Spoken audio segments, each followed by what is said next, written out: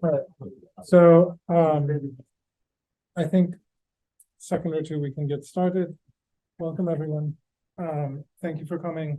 I'm Stefano Girolanos, I direct the Remark Institute, and together with Sam Paul and Amy is not here, so Amy in absentia, and Lauren Bessie, we are the staff of the Remark, where we have hosted fellows working on forced migration, on questions on forced migration, and on whether the epistemological premises of the creation of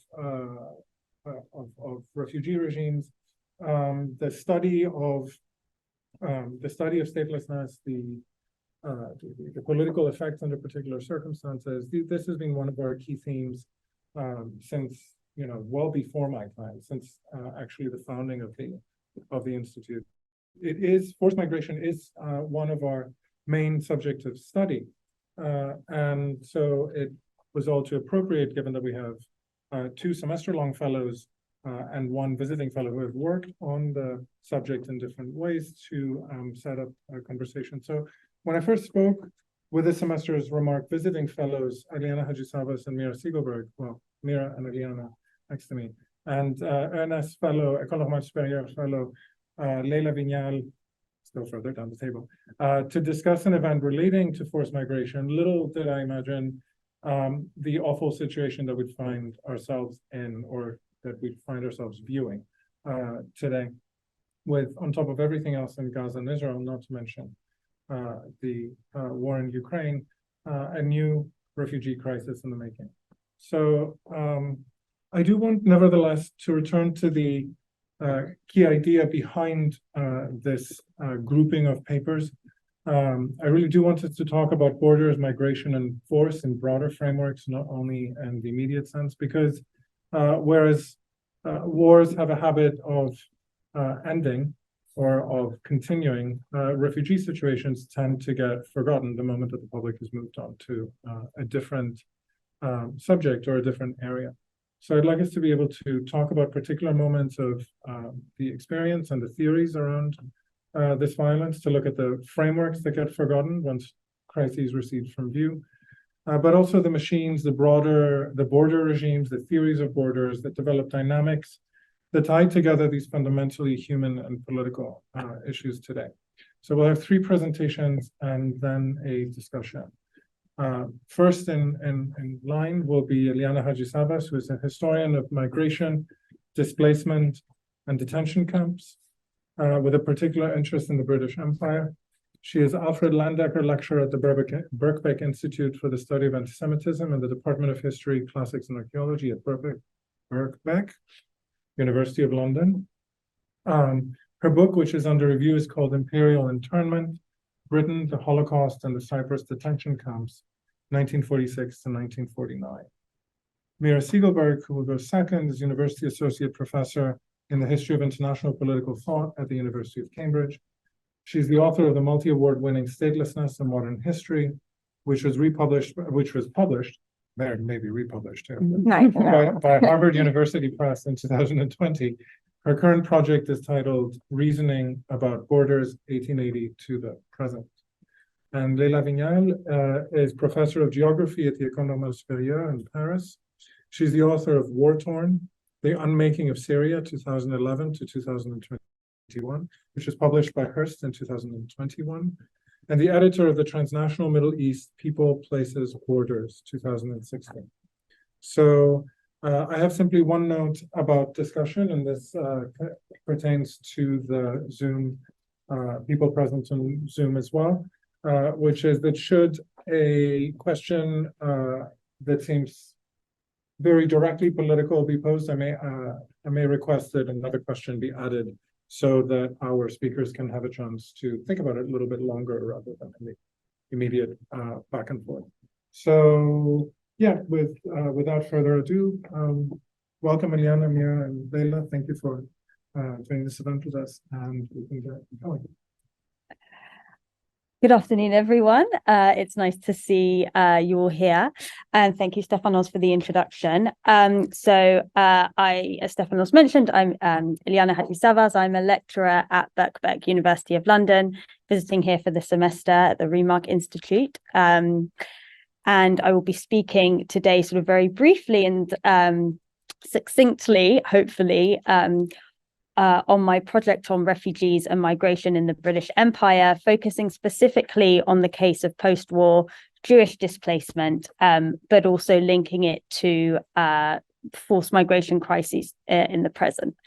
Okay. So earlier this year, British Prime Minister Rishi Sunak unveiled the government's latest policy in its management of undocumented migration.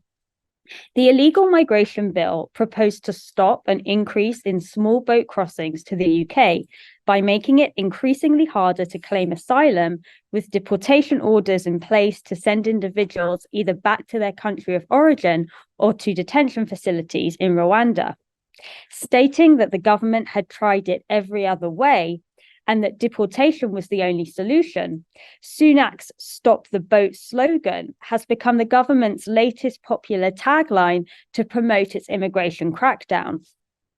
Like the Brexiteers take back control of Britain's borders, such mantras have formed part of global anti-immigration rhetoric, popularized here in the US by the likes of Donald Trump, which has seen draconian measures and detention practices come to define current policies. The EU migrant crisis of the last decade saw camps emerge throughout southern Europe, particularly in countries such as Greece, where overcrowding and inhumane conditions led to claims of modern-day concentration camps scattered throughout the Aegean. As these present-day crises have emerged, critics have called upon the past to reflect on contemporary practice, with the refugee policy against European Jews in the 30s and 40s often referenced. Following the British government's announcement of the illegal migration bill back in March, this tweet by BBC television presenter and sports personality Gary Lineker caused a media furore, with Lineker's popular football or soccer show cancelled. His suggestion that Britain's policy and the language used was comparable to Nazi Germany was arguably misplaced, yet his focus on this historical period was not wrong. Had Lineker looked to the policy in the British Empire in the 1940s instead of Germany, the historical trajectory and interconnections between then and now are markedly clearer. Approximately 80 years before Rwanda, detention sites for Jewish refugees fleeing Nazism in British colonial territories, ranging from Mauritius to Cyprus, defined British migration controls.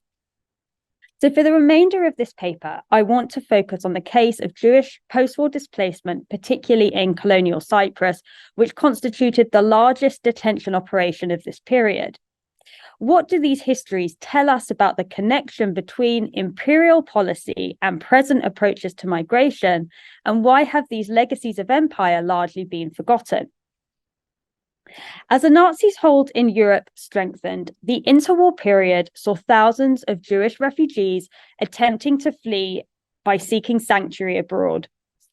Restrictive immigration measures prevented the majority of European Jews from being granted asylum. In Britain, historians such as Louise London have estimated that little more than 10% of the 600,000 visa applications submitted were successful. With borders blocked, entry to the British Mandate of Palestine became a sought-after solution for European Jewry. As immigration increased, intercommunal violence between the Jewish and Arab communities ensued. In 1939, the British government responded by implementing a white paper that capped the rate of Jewish immigration to Palestine at 75,000 over the next 5 years, with further admissions subject to Arab approval. The outbreak of war saw those able to flee continue their plight, embarking on journeys across the Mediterranean on small boats. Turned away from ports, detention camps in southern and eastern Africa were established, including those for 1,500 Jews in Mauritius. But it was the end of the war in 1945 that saw British detention policy really come to the fore. As small, unseaworthy boats, now crammed with visa-loss Holocaust survivors, set sail for Palestine, the British government was keen to prevent further passages. Violence in Palestine as Jewish underground groups fought a campaign against the British to bring an end to mandatory rule, compounded Britain's effort to hamper immigration and maintain its position in both the Mandate and the Middle East more broadly. In August 1946, Whitehall issued a statement noting that future arrivals of refugees, or rather IJIs, illegal Jewish immigrants, would be transshipped to internment camps in the colonial territory of Cyprus. The criminalizing of migrants as illegal, a political discourse that is still used in reference to contemporary displacement, largely evolved within British responses to Jewish refugees in the mid-20th century.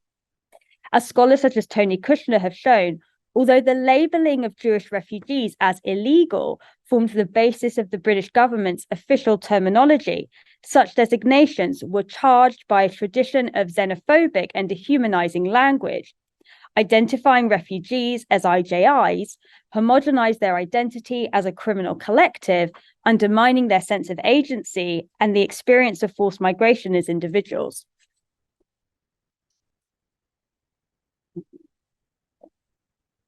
As Britain pursued its plans for detention sites, initial estimates concluded that facilities would be needed for no more than 10,000 internees.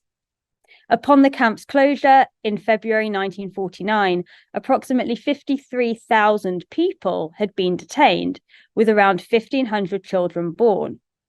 The composition of 12 distinct campsites in the towns of Karaulos and Xilodimbu, surrounded with barbed wire fences and armed watchtowers, was a stark contrast to the displaced persons camps of Europe, which had eventually removed such features due to their association with Nazi concentration camps. While the Cyprus camps were, of course, unquestionably sites of incarceration and not of genocide, for the survivors of Auschwitz and Dachau, being interned was a sobering reminder of their recent trauma. The British government's use of German POW labour in the camp's construction also did little to convince the refugees that they were not merely living in another camp built by Nazis. And we have, if Sam, just a very brief British Pathé newsreel from the time, which actually depicts the first weeks of when the camps were opened, which will hopefully work. Modern technology, let's see. Worcester Harbour, Cyprus. Sailing from Haifa under British government orders, the immigrants are to be kept in camps pending a decision on their future.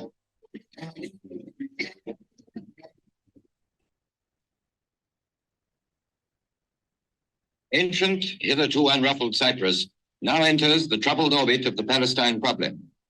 To the refugees, there is an inevitable and tragic irony to this enforced internment.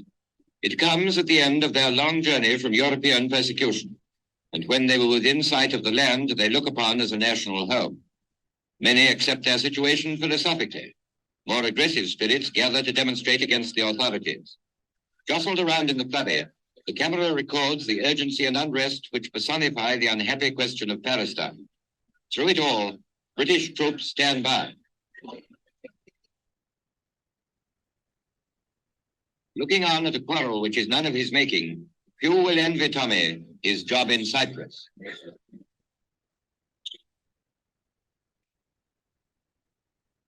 I wouldn't have been able to do any of that, so thank you, Sam. Okay, so for the internees, exit visas from Cyprus to Palestine were processed at 750 per month, largely on a first-come basis. But indefinite detention meant that some spent years behind barbed wire.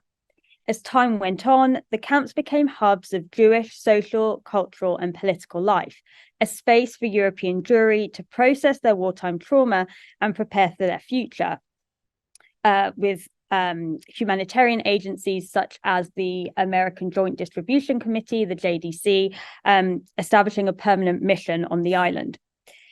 Underground communication between Jewish paramilitaries from Palestine and the local Cypriot population, particularly those of Cyprus's Communist Party, École, helped facilitate escapes through their shared anti-British sentiment and aspirations for their future as independent nations. However, detention policy was not only confined to land, it was also played out on the high seas. The repurposing of Royal Navy vessels, such as the Empire Hayward, pictured here, became crucial to facilitating the camp operation. As a large transport ship, the Hayward was refitted with barricades and wire cages from which the refugees would be detained as they made their journey to Cyprus. These spaces of detention captured the permeability of migratory flows and the way Britain attempted to manage such movements through coercion and control. Central to Britain's policy was the notion that detaining Jewish refugees would act as a deterrent against future passages. In practice, the Cyprus camps did the opposite. For the internees, many of whom were the sole surviving members of their families, enduring a perilous journey across the Mediterranean for detention in a prison camp was a risk worth taking. In February 1949, 2.5 years after the first refugees arrived in Cyprus, the camps were closed, with the last group making their way to the recently founded State of Israel, bringing an end to one of the most controversial periods in the aftermath of the Second World War.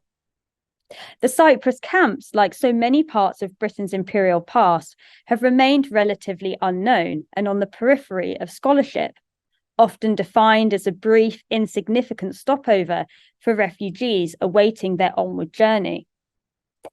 The context and cohorts of forced migrants today may be markedly different from those of the 1940s, yet the legacy of these histories, be it in the criminalizing of migrants as illegal or draconian immigration measures, continue to resonate.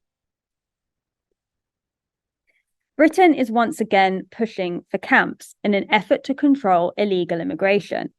On Wednesday, Britain's High Court will announce its decision regarding whether the Rwanda plan is legal, with deportations due to begin next year. If the ruling goes against the government, Sunak will be under increasing pressure to pledge to leave the European Convention of Human Rights, setting a worrying precedent for the future. As nation states continue to grapple with questions of borders and belonging, understanding the historical trajectory of such narratives remains soberingly relevant. But for the forcibly displaced, now as then, detention will arguably fail to be a viable deterrent when the gamble for a secure and safe future is still to play for. Thank you.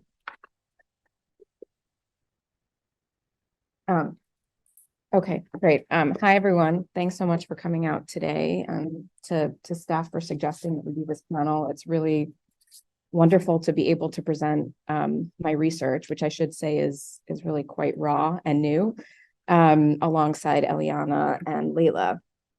So I've titled this presentation Reasoning About Borders, 1880s to the Present, and I'll say a little bit more about what I mean by this title in a moment. So I should say I'm also pulling us back a little bit to an earlier moment of the formation of a world where the power of states to make such decisions that Eliana just discussed became more thinkable intellectually and administratively. So it does seem worth noting at the outset that the themes of this workshop, borders, force, migration, all evoke concepts or phenomena that seem particularly unreasonable and inhumane of late. So whether it's reasonable to talk at all about reasoning in relation to borders is an open question, and maybe we can discuss that. I'm a historian of political thought and intellectual history. What has driven my research, what drives it now, is an interest in understanding the history of the moral and legal languages that get deployed in the present to argue or reason or unreason about politics, especially political matters that we associate with international or global scales. But I'm also interested in how those scales get constructed in the first place.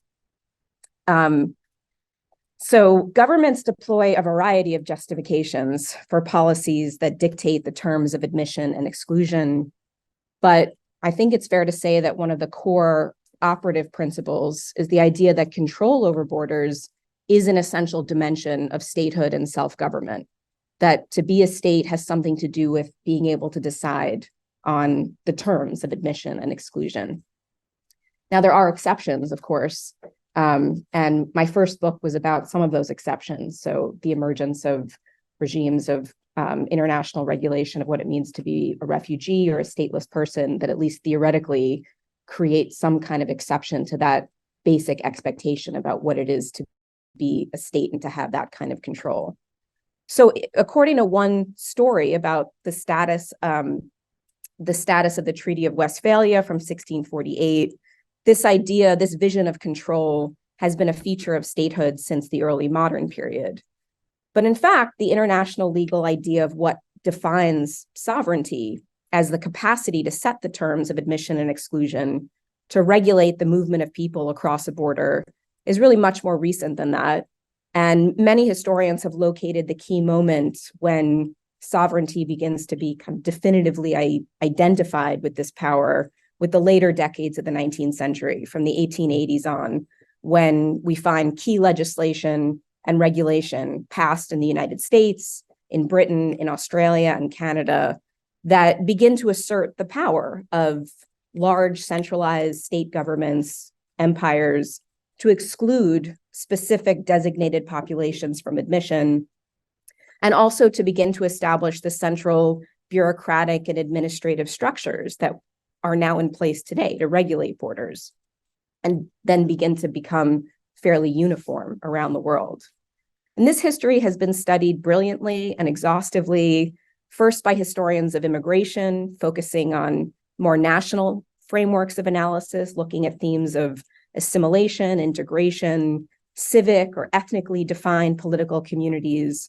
And then, and I'm not implying any kind of supersession, but there is a kind of trajectory towards more global histories that have sought to overturn these methodologically nationalist historical frameworks, to look at the relationship between globalization and nationalization as much more dialectical processes that begin in the later 19th century, with mass migration producing the boundaries of new nationalizing states that begin to insist on the power to define the borders of political community in more exclusive terms, even as those societies are being continually remade and reshaped by migration and often impermanent settlement. So what struck me, though, is that the traditions of research and thought that are currently available and often drawn upon to think in more normative terms about the legacies of this history, so the moral and political dimensions of the novel bureaucracies and practices of regulation and even internment that governments begin to establish in this turn of the century period before the First World War, that these traditions of thought were also established in that same period. And I'm thinking about the social sciences, political philosophy, and international law, which becomes a kind of professional association in a European and US context in the late 19th century. So although the history of migration control in the late 19th century has been an incredibly rich and very well-studied area of research, I think that what seems less understood is how in these pivotal decades, statisticians, political scientists, philosophers, and international lawyers begin to try to establish general principles of reasoning about how governments, whether they should be able to regulate the terms of admission and exclusion and what those terms should be.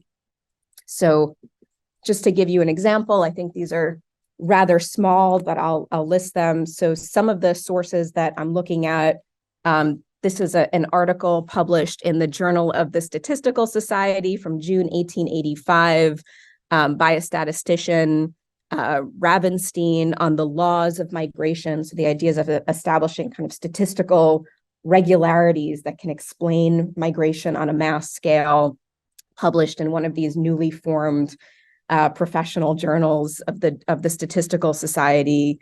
Another is a work called Emigration and Immigration, but actually there's a series of articles by this figure, Richmond Mayo Smith, who was an economist at Columbia University, also innovative in kind of statistical thinking in the late 19th century, a study in social science, and a treatise by a moral political philosopher, Henry Sidgwick, and I'll say more about him, called The Elements of Politics from 1891. And then this slide is just the cover of a compendium of material produced by the Institute of International Law. And I'm particularly interested in an 1892 document that the Institute produces right on the regulation of admission and expulsion, the international regulation of admission and expulsion. So although it's political grassroots movements that are directed at the admittance of specific population that sparks the legislative turn in the late 19th century away from laissez-faire presumptions about freedom of movement. Maybe some of you were at Tara Zara's talk in her book, new book. She talks about the turn against free open migration as one of the major mass political movements that in the late 19th century. And I think there is an argument, an important argument that we can talk about for thinking about these efforts and the text that I just showed on the screen in terms of not reasons, but rationalization, justification of policy, the pursuit of principle as a way of standardizing and normalizing what's happening on the ground legislatively from the standpoint of mass politics, and in a way that takes the targeting of specific populations and tries to turn it into kind of generalizable reasoning. And I mean, it's important to note that, I mean, each of these figures can be studied in terms of their kind of ideological position. Mayo Smith is probably the clearest case. He was writing as an economist and in the guise of an expert, but he himself, in a few years after publishing this work, is one of the founding figures of something called the Boston Immigration Restriction League, which is one of a key organization in the U.S. that advocates for very restrictive limitations mainly based on racial characteristics and excluding certain populations. So these are not neutral sources by any means. But what interests me about this particular moment is that some of these efforts within emerging disciplines to study and to ground and justify new legal and political claims about sovereign power to regulate and control borders also highlight, in a way that would become really obscure by the mid-20th century, what's difficult or problematic about trying to extract and draw general principles from a complex phenomenon like mass migration, and what is actually quite difficult about establishing a stable epistemic foundation for grounding reasoning about border control, and also for the boundaries of the state itself in a context of dynamic movement and change. So what interests me is that these are sources that are kind of archiving the dynamism of the moment, even as they're involved in trying to stabilize the boundaries that are being stabilized in that moment. So on the one hand, my sense is that an intellectual history of this pivotal era can help to clarify how the link between what it means to be a self-governing state and border control came to seem so inextricable, whether it's reasonable or not, but it does seem hard to get out of it, how it came to seem so inextricable in the first place. But it also seems to me that a closer inspection of this deliberate process of trying to establish rational principles of reasoning about borders before the First World War, before wartime profoundly changes the terms of arguments about borders and security, that this period might be a kind of untapped resource for those who are trying to reason about borders today, especially as current arrangements for how migration is thought about, how it's governed, seems not only unreasonable from a moral perspective, but also unworkable, even if we're just thinking about it from the perspective of the future of global order. So let me turn really briefly to an example of one of the sources that I'm talking about. This is a photograph of the Victorian political philosopher Henry Sidgwick. Sidgwick was a professor of the moral and political sciences at Cambridge. He's often thought of as an exemplar of a tradition of utilitarian moral reasoning, inspiring John Rawls, for example, about how one can evaluate difficult moral and political questions, building off of a kind of common sense morality to work out more objective, rational moral and political principles.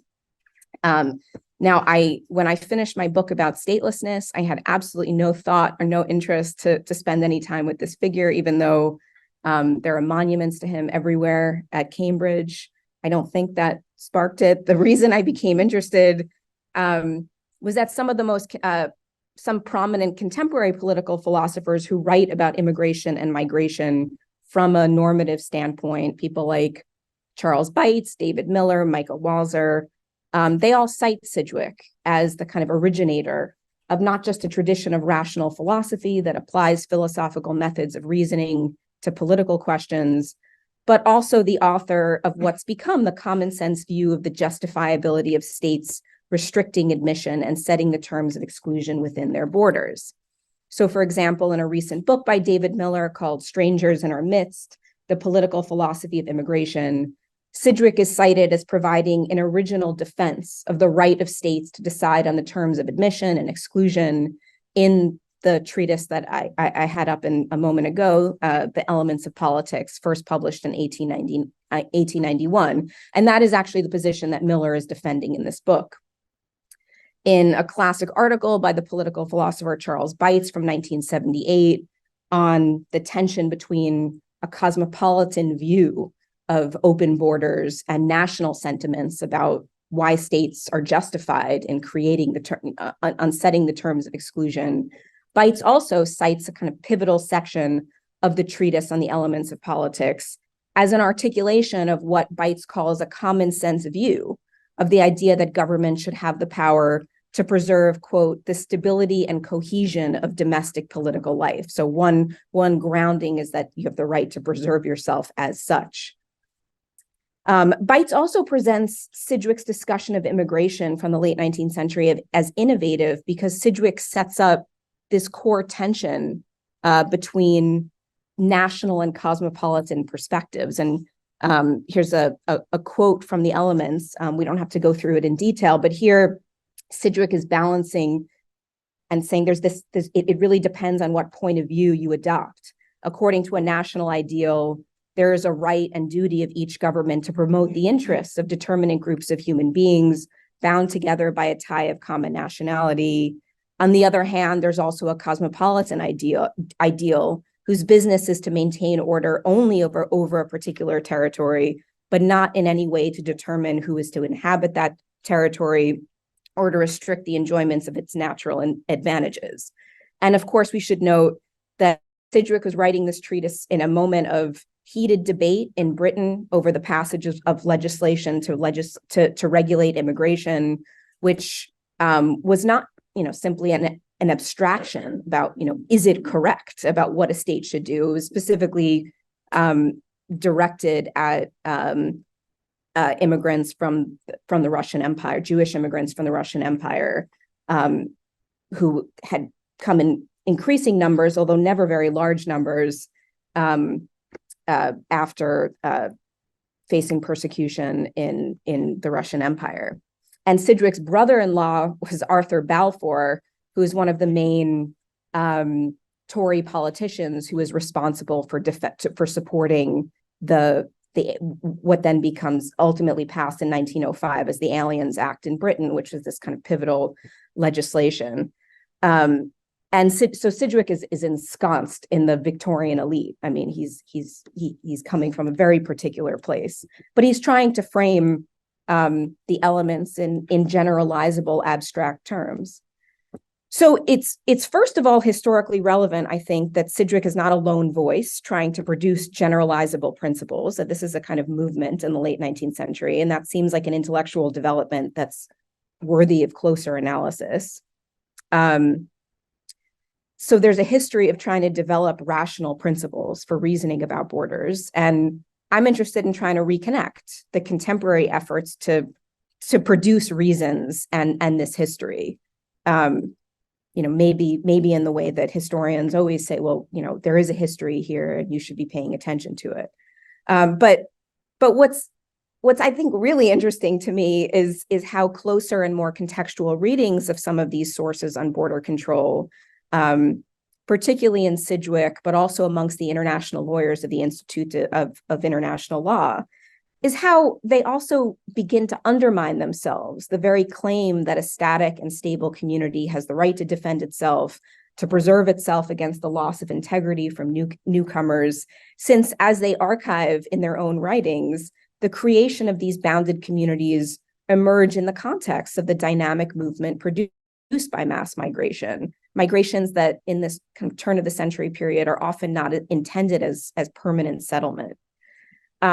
So my sense is that a close analysis of these sources indicates why more contemporary readings that focus only on a binary tension between nationalism and cosmopolitanism are themselves overly schematic and reductionist, and that it might be valuable to go back to this earlier period, not because they represent any kind of, moral examples, but that they put forward in a kind of public way some of the complexity of trying to develop knowledge about migration and border control, which later became obscured. I mean, for many reasons, but one reason is just the very architecture of bureaucracy and administration that becomes so consolidated and entrenched and seemingly intractable.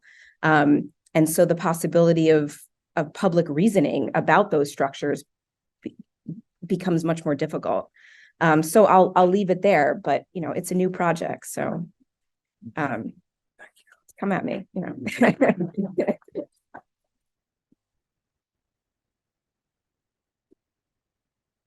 Thank you very much. So good afternoon, everyone. Thank you for being here for this discussion. Thank you, Stefanos, for inviting me to discuss with Mira and Eliana and all of you. So I'm visiting here just for 1 month. I'm not a historian, I'm a geographer. This is the best I could do. But, the way I think about geography is at the last layer of history. So I feel connected to my colleagues in history here.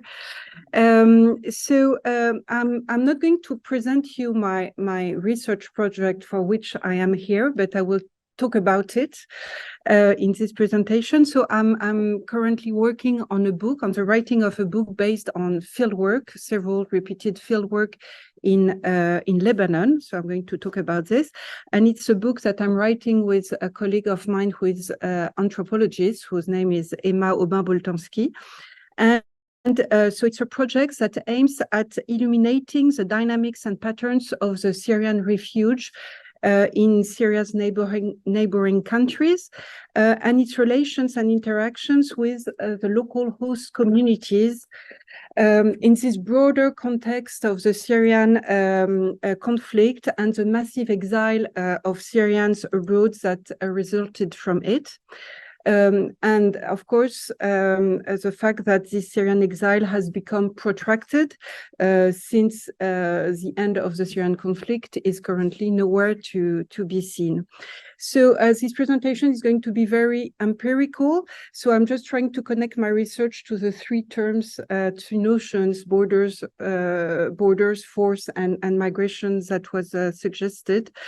But you will see that even if very empirical, it connects to themes and ideas that have been talked about by Mira and Eliana. Also, with the Syrian refugees in Lebanon, I'm talking about refugees without legal status of refugee, who are not living in camps, although it's informal camps, who are refugees in a country that has no functioning state. So it's a different context, different history, but it might connect to what has been said to a certain extent. So today I will present briefly the ways in which the presence of Syrian refugees is handled locally in the region of Deir el-Ahmar in Lebanon, where our fieldwork is based, and what shapes the relationship between host communities and Syrian refugees. So the region of Deir el-Ahmar, it's a Gaza district. So it's in the little square up there in the Bekaa Valley. And the Bekaa Valley is this large valley that is surrounded by the chain of Lebanon and of the anti-Lebanon here. So you see, it's this. Here we are really on the slopes of the Mount Lebanon north-south mountain. So in this Gaza, in this district, there are about 4,000 Syrian refugees for a local population of 5,000 inhabitants. It's a region that is made of 14 villages whose economic activity is based on agriculture and employment in the public sector. So, as I said, my short presentation today aims at linking this research on the modalities and spaces of asylum in this region to the three notions that have been suggested for our discussion today: borders, force, and migration. So, as to borders, so the Bekaa Valley that I presented very briefly is historically a borderland between Syria and Lebanon, a kind of intermediary space that is innerved by multiple ties and connections between the two countries. Hence, the Syrian asylum in the Bekaa Valley needs to be analyzed in the context of this historical dimension of dense social, economic, and political ties and relationships. And I will come back to this a bit later.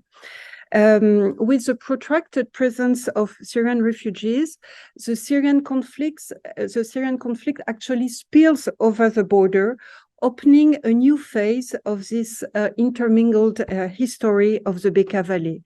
The Syrian refugees are at the heart of what I call the creation of a borderland of war around Syria, and clearly indicates that the analysis of the Syrian conflict cannot be apprehended through the lenses of methodological nationalism. Force, so the second term that has been suggested. So I'm not really dealing with force. I'm dealing more with governance. And I will show you briefly that how we analyze those spaces of asylum as social and political constructs. The third term, migration, I will show that the patterns of this forced and involuntary migration are to a large extent shaped by some similar dynamics as more regular migrations. So there is a continuum in the ways in which we think of migration and forced migration. And I base this on the fact that even in forced migration due to political violence, migration mobility require the mobilization of social resources, social capital, and I will come back to this too. So as I mentioned, the Syrian conflict cannot indeed be considered as enshrined into Syria's national borders. It directly affects Lebanon, in which it becomes part of a nexus of other interlinked crises. So first, the Syrian conflict destabilizes Lebanon because of the political and social history linking the two countries, which is marked by Syria's occupation of Lebanon between 1976 and 2005, a military occupation that was particularly felt in the Bekaa Valley, where the Syrian army was stationed until 2005. In addition, the Lebanese political divisions are in part based on proximity to or opposition to the Syrian regime. And so those political divisions are all the more acute with the conflict, as the Hezbollah, which was, as you know, one of Lebanese political party, is militarily committed to Bashar al-Assad's regime via the direct intervention of its militia in Syria. Finally, the destabilization caused by the conflict in Lebanon is, of course, linked to the presence of around 1.5 million refugees in a country of around 4 million inhabitants. I say around because there are no precise figures. We can go back to this if you want in the question time. So an important population of refugees in a country that has limited economic resources And this is especially the case in rural communities that are overwhelmingly poor, such as in Deir el Ahmar, and where the most of the refugees are settled. Of course, there is an international humanitarian response coordinated by the UN to support this effort of hosting refugees. But this response fails to address the extent of the needs of both Syrians and local communities. So the nexus of crisis that I described briefly is exacerbated by the fact that since 2019, as you are well aware of, Lebanon has been sinking into a dramatic economic and financial crisis, coupled with a crisis of political and institutional governance, as illustrated by the fact that the country has been without a president since last October 2022. However, the crisis linked to the presence of Syrian refugees is, like all crises of asylum, of a political nature. It is the fear of seeing Syrians settle permanently, like Palestinian refugees before them, has led successive Lebanese governments to refuse any prospects of long-term integrations for Syrians, or even the granting of extended rights. Syrians are considered to be displaced persons rather than refugees, as we shall see later. As a consequence, there are no official camps or ad hoc structures for Syrian refugees in Lebanon. People accommodate themselves mostly on private grounds, renting flats or rooms in cities or in rural areas such as Deir el Ahmar, establishing themselves in self-built camps constituted of large tents made of tarpaulin, and tents that are established on private lands rented from local landowners. So you've got here pictures of those tents that are called locally barakiye. So another consequence is that in Lebanon, the governance of the Syrian refugees is poor and poorly institutionalized. As I said, there are no proper refugee regime. Lebanon is not part of the 1951 Geneva Convention on Refugees. It has no national administration or procedure for asylum. And it is therefore the UNHCR, the Haut Commissariat pour les Réfugiés of the United Nations, that provides a registration to the Syrians and that coordinates the humanitarian response. So de facto, the main responses to the settlement of refugees are left to local communities whose capacity is weak. The responses, therefore, vary from one place to another according to different local parameters. So in the Casa of Deir el Ahmar, the relationship between the local communities and the refugees is highly asymmetrical, characterized by patterns of domination and interdependency in a context of poverty. And I'm going to develop this a little bit. So as I said, it is a relationship that goes back in time and space, with the Bekaa Valley being an intermediary space characterized by the porosity of its border. That is a very recent border. It has been established, and Lebanon has been created by the French in the context of the French Mandate in 1920 only. So it's a century-long country. This porous borderland is marked locally by the memory of the Syrian occupations that I mentioned earlier. So as I said, the army was positioned in the valley until the very end of this occupation, which was not the case in Lebanon, in Beirut, for instance, or on the coast. And in our villages, the army was really positioned at the entrance of the Casa until 2005. So this has to be contrasted with the fact that in 2011 and from 2011 onwards, so just only 6 years after the withdrawal of the Syrian army, the Syrians were back. They came back no longer as occupiers, but as refugees with a very fragile status. So this relationship locally is also characterized by the sustained links that exist between the Deir el-Ahmar landowners and farmers and the Syrians, and that existed between them in the years and decades before the start of the Syrian conflict. The Syrians, it was the Syrian and Syrian workers who would come to sow and harvest the fields of Lebanese farmers for a few months each year, year after year. And the importance of the Syrian menial work in Lebanon in both the construction and the agricultural sector has been, for instance, documented by the historian John Shallcraft, who estimates that it represented between 20 and 40% of the total workforce in Lebanon before 2011. At the time, this important presence of Syrian workers was not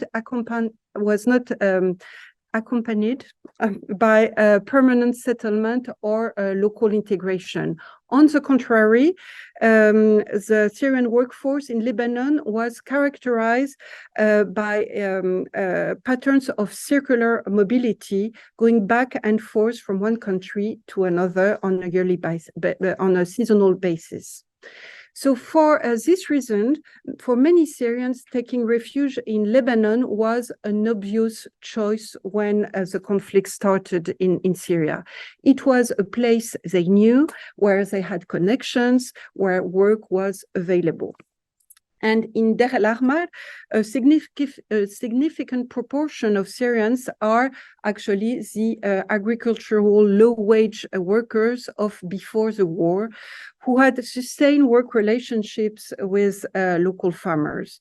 We were even told by Syrians, by some Syrians, that they had been called by the farmers with who they used to work with, and who told them to come when violence started to rise in Syria. So to sum it up, first point, the Syrian exile in Deir el-Ahmar takes place in a geographic and social proximity between Syria and Lebanon, and is shaped by a long history of local economic interdependency and political domination. Second point, in Deir el-Ahmar, the Syrians are no strangers to the Lebanese, and links of interdependence evolving around work have been forged over the years, and also since the start of the Syrian conflict. Since the start of the Syrian conflict in 2011, this economic interdependence has strengthened. Syrians need to work to earn a living, and the Deir el-Ahmar landowners and farmers still need this cheap Syrian labor to farm their land. In addition, by renting private land to set up their camps, the Syrians make a significant contribution to the income of the local landowners. And so this links, as I said, to the notion of migration that we were offered to discuss. So migration does not happen in a void, even in a context of war and forced displacement. The existence and the mobilization of social resources through individual or family agency is key to understanding the mobility of people. And in this precise case, to talk in Bourdieusian terms, the Syrians who worked in Deir el-Ahmar mobilized the social capital they had previously acquired through the circular economic migration and transformed it in resources for asylum. And so this leads me to my last point, which is that the relationship between Syrians and Lebanese, the governance of asylum in Lebanon, is managed mostly outside any institutional or political framework. It is mostly left, as I said, to local communities. So in Deir el-Ahmar, in order to address the management of the presence of Syrian refugees, the local communities have implemented what can be called a spatial order. And this spatial order is based on the one hand, on a clear separation between the spaces where Syrians live and the villages, with the Syrians living for the large majority of them outside the villages. So on this map, you can see the camps, the informal settlements of tents that are represented in the squares with the dots. And you can see clearly that they are outside the main villages. And on the other hand, this spatial order is based on the cantonment of refugees in tent camps, which are, as I said, located on the private land of landowners. So this spatial order was meant to be temporary. However, as the Syrian conflict is not yet to end, this temporariness becomes permanent. And this spatial order based on separation and the impossibility to build proper houses, because there is an interdiction of the building of houses in concrete material is forbidden, has the effect of maintaining the Syrians in a state of temporariness. So locally, the relationship with the Syrian refugees is also managed through a discursive order. So there is a spatial order and a discursive order. What I mean by that, over the years, the guest becomes a burden and then a threat for the Lebanese demographic balance and the cohesion of countries. I'm just putting here forward the terms that are in the public debate. It's not mine, of course. More specifically, the Syrians are denied the condition of refugees. They are not considered as refugee, laji in Arabic, but talked of as displaced, nazeh, or workers, or mal. The choice of one of these terms implies different things. Of course, under international law, a refugee, a lajeh, and a nazeh, a displaced person, do not have the same rights and duties. But also, according to widely shared perceptions, they are not the object of the same compassion. Hence, refugees, displaced persons, workers, these are categories that refer to very different legal status first, but also that refer to very different local and national representations, imaginations, imaginaries. And these are categories that are deeply embedded, as I try to indicate shortly in this presentation, in the history of relations between the Lebanese and the Syrians. And the use of one or the other of those categories gives an indication of the speaker's position on the Syrian crisis. And so over the years, since 2011, the relationship between local communities and Syrians proceed through this fragile equilibrium of asymmetry and interdependency, organized temporariness, and actual coexistence.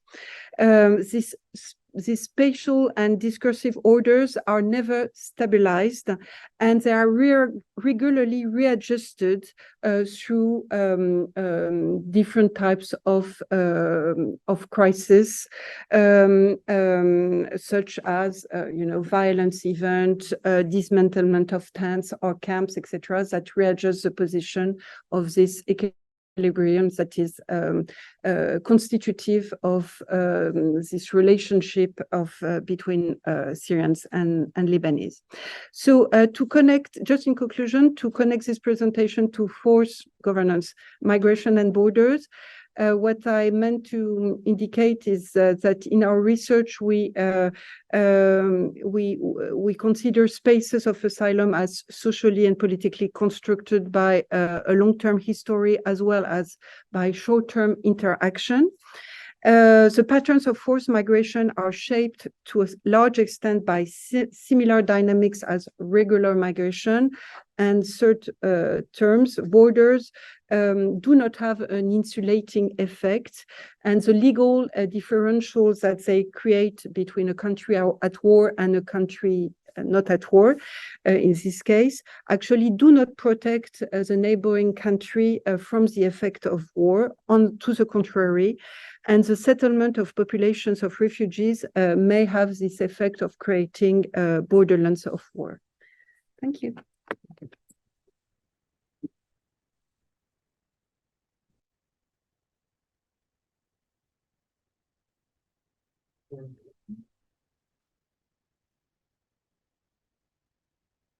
Eliana, I presume that all the people who emigrated from the Nazi-occupied places in Europe weren't all Jewish. So what would typically happen to the non-Jews when they arrived either later in Palestine or at the Cypriot refugee camps that you mentioned, if I got that right? Were they eventually repatriated, or what happened? Or was just the great majority Jewish? Or I mean, this particular displacement that I mentioned, I mean, this was very specifically linked to Jewish post-war immigration. So, of course, within the displacement camps of Europe, it's not just Jews. Jews are one particular cohort amongst many other displaced Europeans. But this specific movement that I was discussing, these are Jewish refugees, mostly Holocaust survivors, but you also had groups from Sephardic Jews from places like Morocco, who embarked on making this journey to what was then the Mandate of Palestine. Obviously, after Israel was established in May 48, there are no immigration restrictions. And so Jews in Europe can then freely move to what obviously became the State of Israel. But this specific movement, while Palestine was still under British mandatory rule, governed by the British, these were Jewish refugees who had a desire to go to what was then the Mandate of Palestine for obvious reasons, to establish the national home. But yeah, I've never come across a case of somebody who wanted to make this journey to Palestine as a refugee who didn't happen to be Jewish. There may be one, but it's not anything that I've come across. Hi, thank you so much. So I think one thing that I always find so striking in the consistency within these sorts of, I guess, expulsion plans or displacements, the usage of sub-Saharan Africa as a site in which they decide to say like, oh, you all should go there. I think if anything, my biggest question was like in your research, or maybe just I didn't catch this in your presentation, just what is the difference or what is the logic behind them making the decision to displace certain people to Cyprus versus to Mauritius? And I think just on a greater question, what do you think that, I guess, how does that sort of logic in making those distinctions between using sub-Saharan Africa as a place of these folks? I guess what does it reveal furthermore about like the certain imperial logics that at least I understand is like the framework for which like you're examining the process? Thank you. That's a really interesting question. And obviously I wanted to keep this particular case study sort of really brief and a bit more kind of generalized and less sort of academic. But actually, the second project that I'm working on now looks at this sort of more global imperial history of detention. So, for example, a lot of these camps are repurposed throughout history.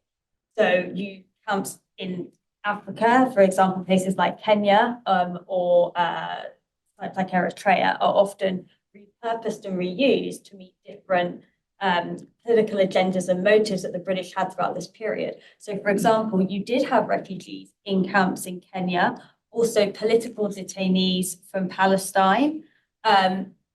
By the 1950s, these camps are then repurposed during the Mau Mau insurgency, and they become torture sites during Britain's insurgency with the Mau Mau.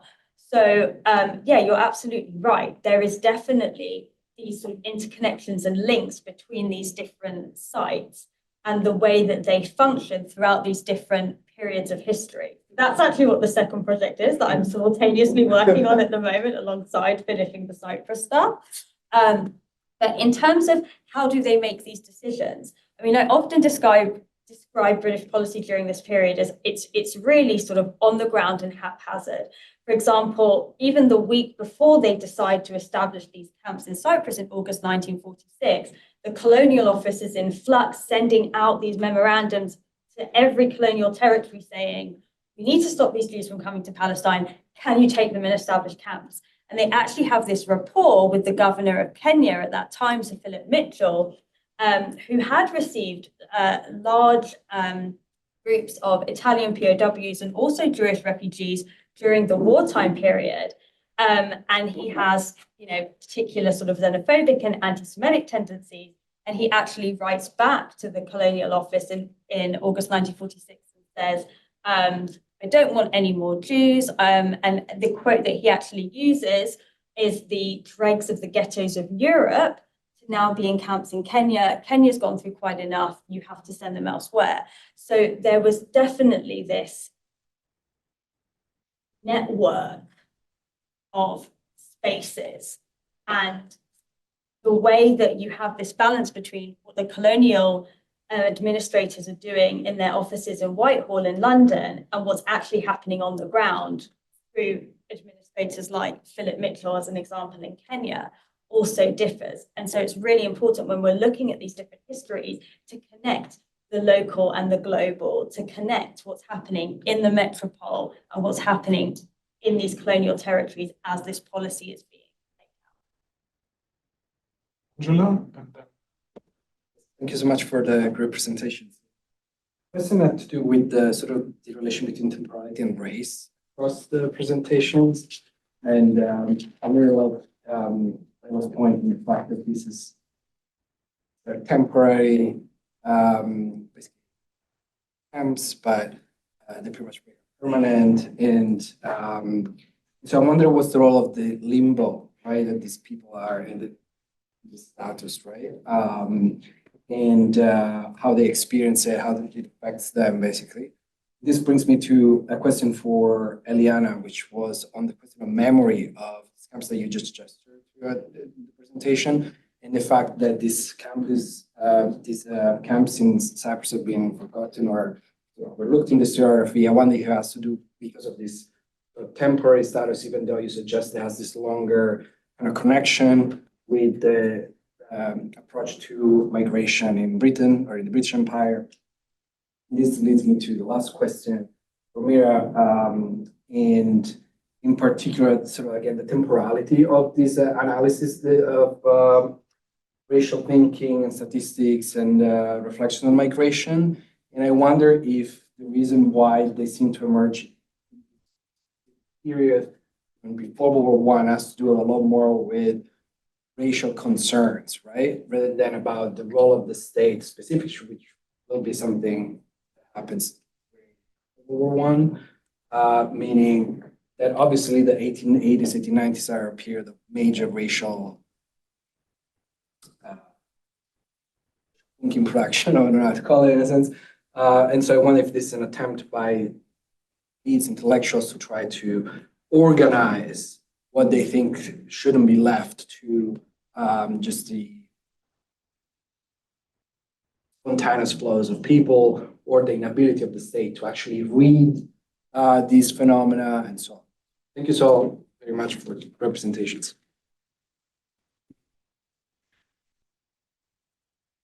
Will we respond in the ways the questions have been addressed, or? These are 3 questions. So Yeah, I'll try to be. Yeah. Thank you for your question. So this limbo. So it's a key question. Because people are trapped in this protracted situation. So actually, in Lebanon, Syrians have different statuses.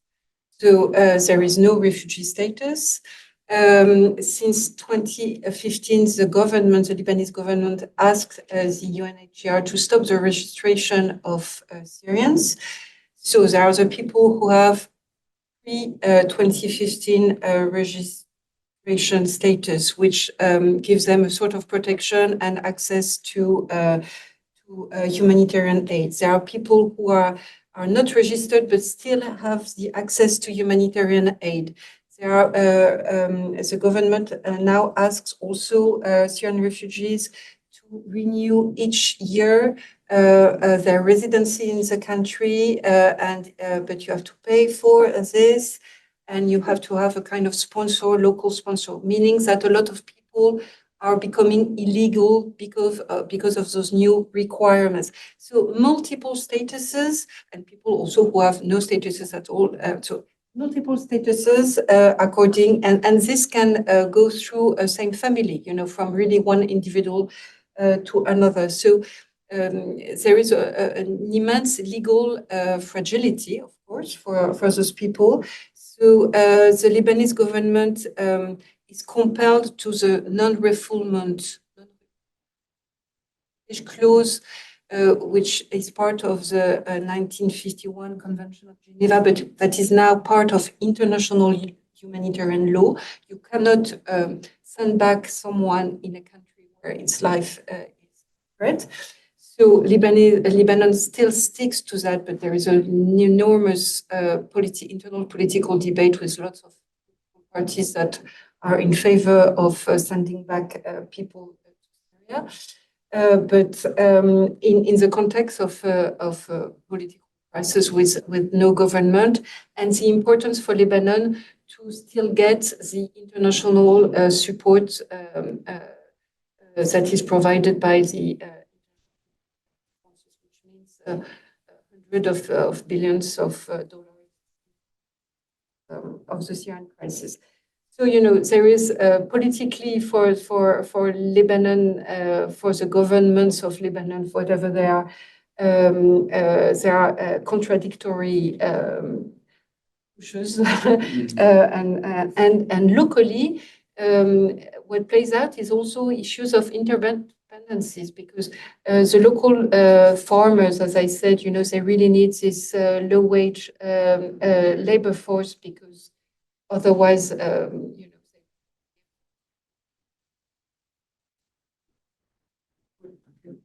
exploit the lands. The Syrians, so they are dependent of this workforce, they are dependent of the Syrian money. There is actually a current really coexistence, Syrians shop, consume, work illegally, but still, are part of the economic life in a context of high tensions. So there are crises all the time locally, with those readjustment that comes out of those crises, violent actions, the dismantlement of camps, etc. And so it proceeds really on a daily basis and on the ground with communities that try to manage. Thank you. Yeah, thank you so much for your question, which are, both really interesting in different ways. I mean, I think what you were referring to is sort of, yes, the liminality of these spaces, which is something I actually do talk about quite a lot in the book, and the way that these spaces function, and as we were saying, how they're repurposed. I mean, you mentioned race, and race, of course, comes into this. And there was anti-Semitism, not only within Whitehall at this time, but also in the way race and different ethnic cohorts were managed and looked upon in the immediate aftermath of the Second World War. And there is a huge historiography that deals with this, and especially concepts of sort of but it, of course, should be noted that when decisions were being made at this time with regards to refugees, that these undertones of race, how camps with Jews would be played out within these imperial settings, and how that would work, especially also with regards to the local population, were all things that needed to be considered. So, for example, camps in Kenya, the point's made that these camps need to be kept well away from the local population. We need to make sure there's no chance of any sort of violence, or so the British are almost playing this double role of keeping governance of their empire, but also sort of maintaining these other political issues that are being played out within these imperial spaces.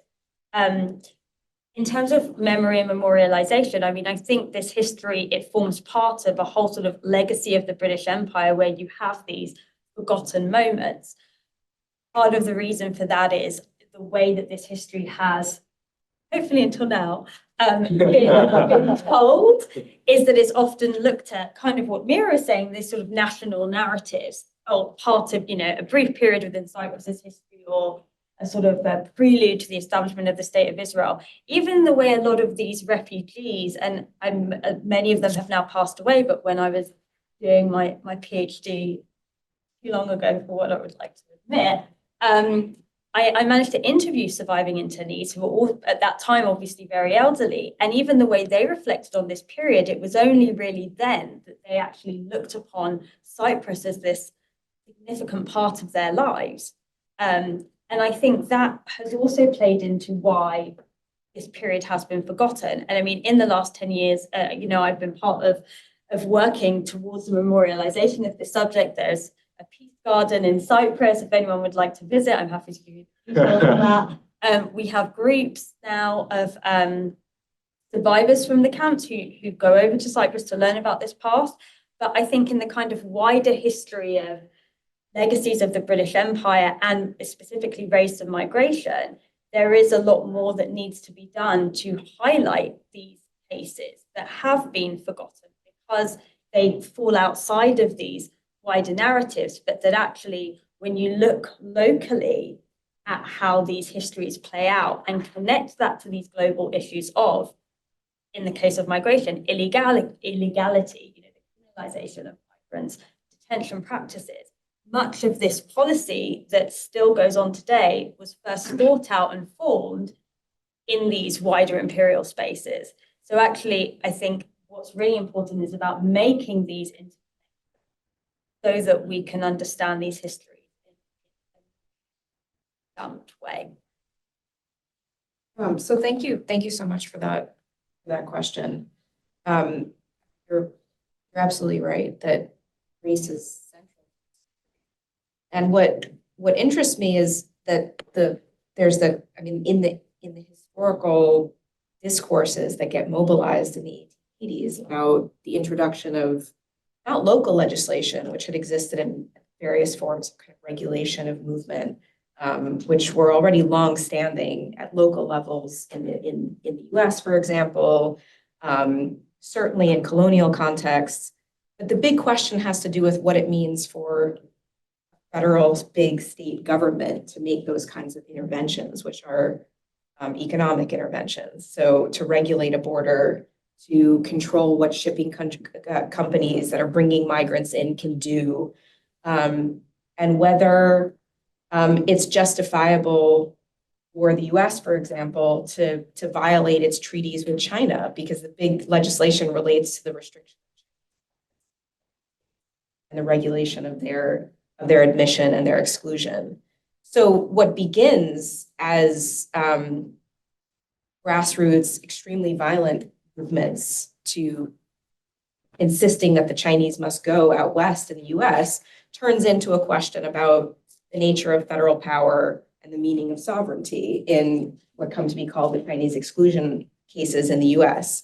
And it's, even though that there are kind of similar developments happening elsewhere, certainly in Australia and New Zealand, relating to Chinese migration that comes from the gold rushes, it's this assertion of a link between what it means to be a sovereign state and the power to decide on what is dangerous or what is in the national interest that then reverberates in this more intellectual context that I was describing. So the project seems to be about putting some kind of intellectual flesh on the claim that it is in the sovereign power of these governments to make these decisions as to admission and exclusion, even though they are emanating both from racial concerns and xenophobia, but also claims about the way immigration lowers wages. So there's a lot of economic arguments that come from trade unions, and it's all inseparable. A lot of the justifications and arguments are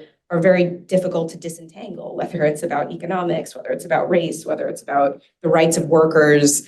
It all seems very hard to disentangle, and it is a moment where I think it's fair to describe the figures that I'm looking at as elites that are trying to disentangle and rationalize these arguments. How we understand their motivation is one of the things I'm interested in thinking about. So it's clearly ideological, but it's also part of a project of trying to kind of systematize and standardize. And the legacy is profound because, just to take again, for example, the United States, eventually, it takes a very, very long time. It's not until the 1960s, the arguments about what justifies federal control over the border in terms of kind of the nature of sovereignty and the plenary power, which begin in the 1880s, the racial arguments drop away. And those original arguments are left, even though, of course, the racial logics never fully disappear, but they do in the explicit arguments that get mobilized by governments.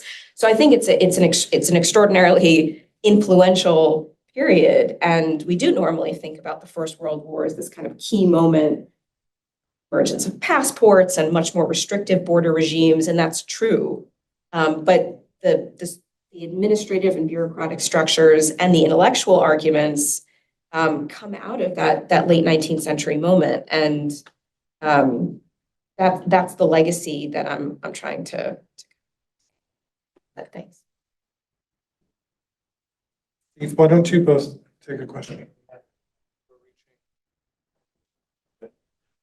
Thanks to all three of you for your presentation. I have a question for you, Mira. First of all, you ended with this really provocative claim that the possibility of public reasoning gets occluded by entrenched bureaucratic structures. I don't know if you have more to say about that. I'd really be interested to hear it, but perhaps that's all that can be said. Okay. And then my other question is, it kind of relates to the previous question. It's a question about the 1880s, or this period that you pointed to is also the period of the new imperialism. And I'm wondering the extent to which reasoning about borders took place in reasoning about imperial borders and then sort of got mapped back onto European and North American. Yeah, I'm similarly, thanks for three great presentations. I'm really interested in how, in the moral framing of the government's presumptive right to control its borders and to exclude people, and you really answered my question. You mentioned earlier that the moral language might have used terminology like stability, talked about government's loss of integrity. I'm curious how that evolved over the centuries, because in a way you each represent a different century in the same kind of evolution of thinking, how that moral framing of the exclusionary impulse evolved and changed. I'm equally curious about how the counter-argument, the logic in favor of a more cosmopolitan notion, how that changed over time. I mean, I think the common perception around the time that Mira was talking about is of, an ethos of give you're tired, you're poor, you're huddled masses, a kind of charitable impulse to allow the world's most desperate to come to our shores. But that may be a kind of oversimplified expression. And I'm just curious about how the interplay between the moral arguments on both sides of that state prerogative to control borders, how that played out. Okay. So thank you both so much. So I'll try to be really, really brief and just touch very quickly on some of the themes. So the sources that I mention are interesting in that they are part of a general project of drawing boundaries between states and empires, and in a way kind of excluding the realm of empire in the name of describing normal statehood, which is in itself an extremely exclusionary discourse. So Sidgwick is writing a treatise on politics. It's a contribution to many treatises like Johann Caspar Bluntschli's, for example. So theories of the state that work to normalize a definition of statehood that is really quite exclusionary in a moment when what polities look like does not look like the way they're describing what states are. So they're giving a kind of normative description of statehood, which is in itself excluding most of what's actually happening politically in the world. So I think Sidgwick and the Institute of International Law are involved in an interesting way in that kind of general project. But what remains in their texts, and that's what interests me, is that at the same time they are, whether they mean to or not, archiving the fact that it is so difficult to create the boundaries that they themselves are involved in trying to implement, precisely because imperialism is kicking up in a particular way in the 1880s, because political communities are shifting and getting recast in that imperial moment. And even as they're trying to kind of create that conceptual boundary, they're also documenting it in their work in a way that shows that it is difficult to create this kind of settled foundation for what a state is and what its population is. And the idea that you can reason about preservation, stability, and coherence in a moment when both territory and population are exceptionally in flux. And so they're kind of in confrontation with that inevitable dynamism and complexity at the same time that there's an effort to create this kind of stable order. Really quickly on bureaucracy and public reason. So one dimension that I'm interested in, one part of the arguments for how to respond to immigration restriction that comes out of this 1880s, 1890s moment is kind of debates within administrative law about the fact that the structures for regulating immigration rely on the state creating administrative organization that is resistant to democratic control, to legal control, to democratic control. So a lot of the debates that come out of the kind of 1890s to 1910s in the US and Britain have to do with the role of the rule of law. What kind of rule of law are migrants subject to or not? But I just threw it out there because it does seem to me that over the succeeding decades, some of the ways of trying to make the difficulty of reasoning about these phenomena kind of collapses in the face of just the very fact that states have the power to do certain things and they have the administrative and bureaucratic structures to do so. And it's that kind of decline story that I'm also interested in. But there's more to say about it, but I would leave it there. I don't want to take too much more time, but I think your question is really important about, I mean, there is a persistence of kind of cosmopolitan ideas about open borders, but it is, in the way Sidgwick frames it, it is in contention not just with an ideal about kind of the vitality of a national community, but also about citizenship and welfarist rights, which I mean, Sidgwick is kind of sympathetic to socialism, and that's part of what he's thinking through in his work on moral philosophy and political philosophy, the balance between individual rights and the role of kind of a more regulatory state. Yeah, thank you. It's an interesting point to make. I mean, I think with regards to the British Empire, have the sort of the way that liberalism is being played out at that time, and this sort of balancing act that the British are playing with regards to ensuring that they are perceived as being at the fore of liberal thinking and liberal ideals, but then at the same time, these sort of illiberal practices such as detention and migration are being played out in its territories.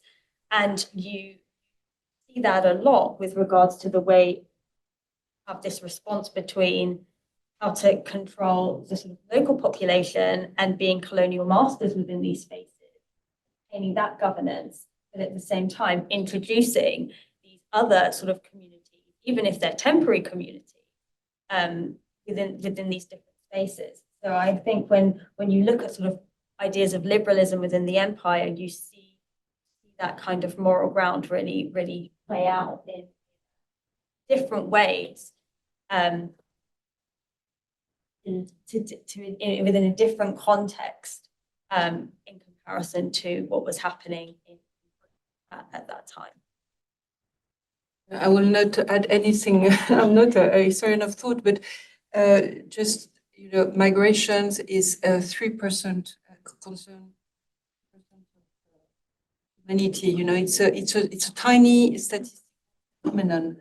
People who are migrants, and we see that it reverberates. This tiny phenomenon reverberates so much in our political societies. And actually at the UN, there are forums state forums where migration is discussed. So there's been this process of holding a compass on migrations that has been held at the UN, etc. So there are those forums where issues, the question of a more cosmopolitan, open border world, how could it work out? But yeah, within the national state, it's another narrative.